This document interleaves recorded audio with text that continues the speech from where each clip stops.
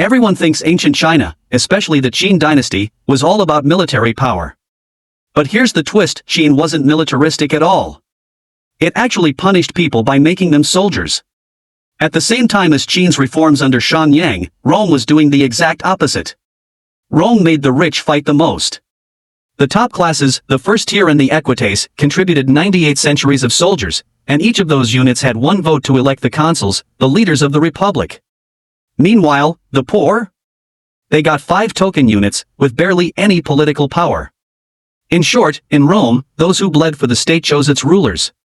In Qin, those who bled were mostly criminals. Qin had no professional army. Every soldier was a conscript. There were 2 types. Dengshu, the active duty force for frontline battles. Tuanshu, the station troops guarding borders and farming military land. Sounds normal? Here's the catch: Dengshu troops had to borrow food from the state, and later, their families had to pay it back. Military service was literally a debt.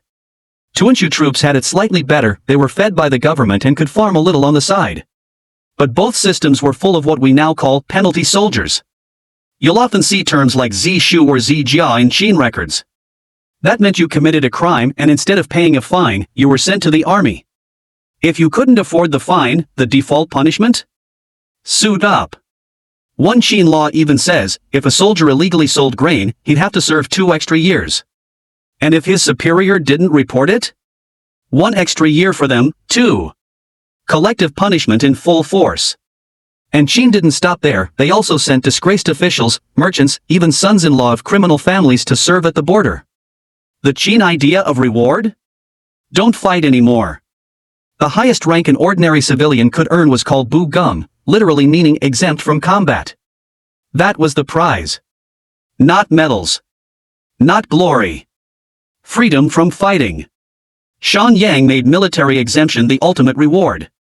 Want out of war forever? Kill at least 4 enemy soldiers, but statistically, most Qin soldiers didn't even get 1 confirmed kill in their lifetime. That means 99% of them had no chance of ever escaping the system. So the so-called meritocracy of Qin's military? It was a carrot on a stick. It looked shiny, but nobody could reach it. And here's the most ironic part: the better you fought, the faster the government pulled you off the battlefield.